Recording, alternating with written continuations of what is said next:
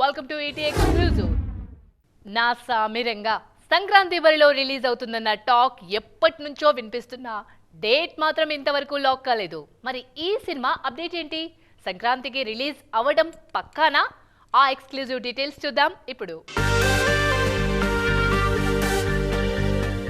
సంక్రాంతి బరిలో నిలిచే సినిమాలన్నీ చాలా రోజుల కిందటే డేట్ లాక్ చేసి పక్కా ప్రమోషన్స్ చేస్తున్నాయి. కానీ ఈ లిస్ట్లో ఒక్క నా సామిరంగా టీం మాత్రం ఇంతవరకు రిలీజ్ డేట్ విషయంలో క్లారిటీ ఇవ్వలేదు. సంక్రాంతికి రిలీజ్ పక్కా అంటున్నా డేట్ అనౌన్స్ చేయకపోవడంతో ఎక్కడో అనుమానం ఉండేది. అయితే ఈ డౌట్ కు ఫుల్ స్టాప్ పెట్టేస్తోంది యూనిట్. మరికొద్ది గంటల్లో అఫీషియల్ అనౌన్స్మెంట్ రానుంది. సంక్రాంతి బరిలో కింగ్ కూడా కాలు దువ్వుతున్నారు. జనవరి 14న రిలీజ్ అంటూ కాసేపట్లోనే అనౌన్స్మెంట్ రానుంది. ఈ అప్డేట్ తో సంక్రాంతి వార్ విషయంలో మరింత క్లారిటీ వచ్చినట్లయింది. మిగతా సినిమాలు కాస్త ముందుగానే వస్తున్నా నాగ్ మాత్రం లాస్ట్ లో సర్ప్రైజ్ చేయాలని ఫిక్స్ అయ్యారు. ఆల్రెడీ సంక్రాంతి బరిలో వరుస హిట్స్ ఇచ్చిన రికార్డ్ కూడా నాగార్జునకు హెల్ప్ అవుతుందంటున్నారు ఇండస్ట్రీ జనాలు. లాంగ్ గ్యాప్ తర్వాత కింగ్ ఊరమాస్ లుక్ లో నటిస్తున్న సినిమా కావడం, అల్లరి నరేష్, రాజ్ తరుణ్ ఇంపార్టెంట్ రోల్స్ చేస్తుండడం ఈ సినిమా మీద మరింత హైప్ క్రియేట్ చేస్తోంది. మరి ఈ అడ్వాంటేజెస్ ను నా సామిరంగా ఎంతవరకు క్యాష్ చేసుకుంటుందో చూడాలి. సలార్ సక్సెస్ ఇచ్చిన జోష్ తో కల్కి టీం కూడా స్పీడ్ పెంచింది. ముంబైలో జరిగిన ఈవెంట్ లో సినిమాకు సంబంధించి ఇంట్రెస్టింగ్ విషయాలు రివీల్ చేసిన యూనిట్ తాజాగా స్క్రాచ్ 3 పేరుతో మరో వీడియోను రిలీజ్ చేసింది. ఈ వీడియోలో సినిమా ప్రొడక్షన్ స్టేటస్ కు సంబంధించిన అప్డేట్ ఇచ్చింది. మహానటి ఫేమ్ నాగ్ అశ్విన్ దర్శకత్వంలో తెరకెక్కుతున్న గ్లోబల్ మూవీ కల్కి 2898 AD. ప్రస్తుతం ప్రొడక్షన్ స్టేజ్ లో ఉన్న ఈ సినిమాకు సంబంధించి ఒక్కో అప్డేట్ తో అంచనాలు పెంచేస్తున్నారు మేకర్స్. తాజాగా ముంబై ఐఐటీలో జరిగిన ఈవెంట్ లో పాల్గొన్న నాగి ఇంట్రెస్టింగ్ విషయాలు రివీల్ చేశారు. ఆల్రెడీ మేజర్ పార్ట్ షూటింగ్ పూర్తయినా విజువల్ ఎఫెక్ట్స్ వర్క్ పూర్తవడానికి ఇంకా టైం పడుతుందన్నారు.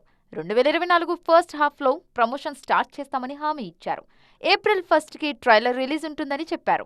ఈ సినిమా కోసం 5 ఏళ్లుగా కష్టపడుతున్నామన్న నాగి ఫ్యూచర్ ఎలా ఉండబోతుందో చాలా రీసెర్చ్ చేశాకే ఈ సినిమాను పట్టాలెక్కించామన్నారు. టెక్నికల్ గా, కంటెంట్ పరంగా కల్కి కొత్త ఎక్స్పీరియన్స్ ఇస్తుందని చెప్పడంతో సినిమా అంచనాలు పీక్స్ కు చేరాయి. క్యారెక్టర్స్ పరంగానూ కల్కి ఆడియన్స్ కు కొత్త ఎక్స్పీరియన్స్ ఇస్తుందన్న గ్యారంటీ ఇచ్చారు నాగి. ప్రభాస్ తో పాటు అమితాబ్ బచ్చన్, దీపికా పదుకోన్ తమ కెరీర్ లో ఇంతవరకు చేయని ఓ కొత్త క్యారెక్టర్ చేస్తున్నారని చెప్పారు. యానిమల్, సలార్ సినిమాలకు ఏ సర్టిఫికేట్ రావడం వసూళ్ల మీద ప్రభావం చూపించింది. థియేటర్ బిజినెస్ లో మేజర్ షేర్ ఆక్యుపై చేసే పిల్లలు కొద్ది రోజులుగా థియేట్రికల్ ఎంటర్టైన్మెంట్ కు దూరమయ్యారు.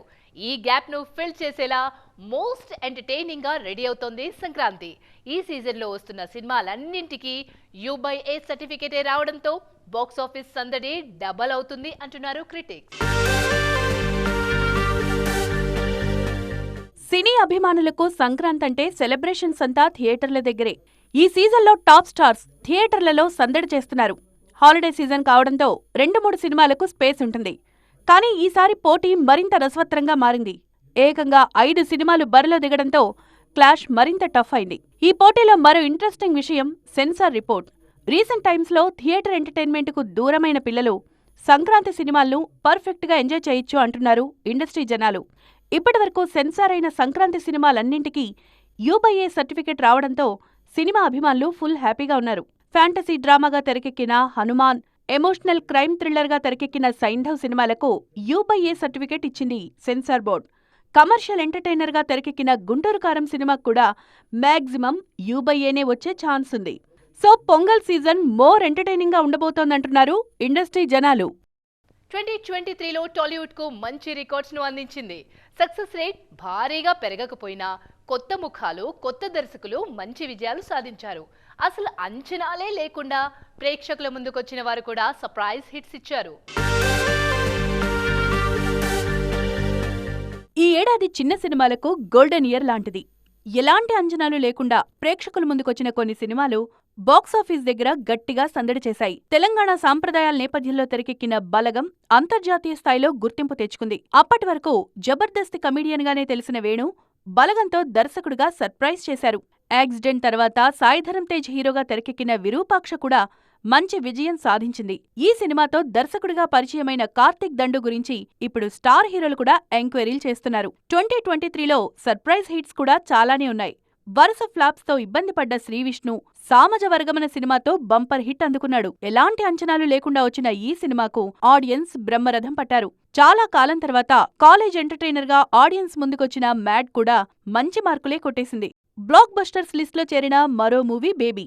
ఈ ఒక్క హిట్తోనే హీరోయిన్ వైష్ణవి చైతన్య స్టార్ లీగ్లోకి ఎంట్రీ ఇచ్చారు.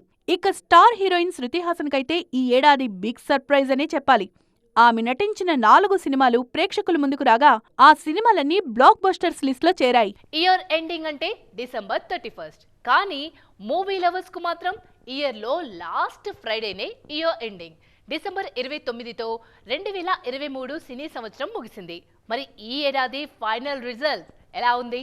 కొత్త ఏడాది మీద ఆశలు కల్పించిందా లేదా? 2023 ఆఖరి శుక్రవారం వెండితెర మీద బిగ్ స్టార్స్ సందడి అస్సలు కనిపించలేదు. డెవిల్ గా కళ్యాణ్ రామ్, బబుల్ గమ్ తో కొత్త హీరో రోషన్ బరిలో నిలిచారు. వీటిల్లో డెవిల్ ఒక్కటే కాస్త అంచనాలతో ప్రేక్షకుల ముందుకొచ్చింది. ఈ సినిమా విషయంలో ఆడియన్స్ నుంచి మిక్స్డ్ రెస్పాన్స్ వినిపించింది. డెవిల్ గా కళ్యాణ్ రామ్ యాక్టింగ్ కు ఫుల్ మార్క్స్ పడినా కథా కథనాల విషయంలో కంప్లైంట్స్ వినిపిస్తున్నాయి. స్లో నేరేషన్ మెయిన్ డ్రాబ్యాక్ అంటున్నారు ఆడియన్స్.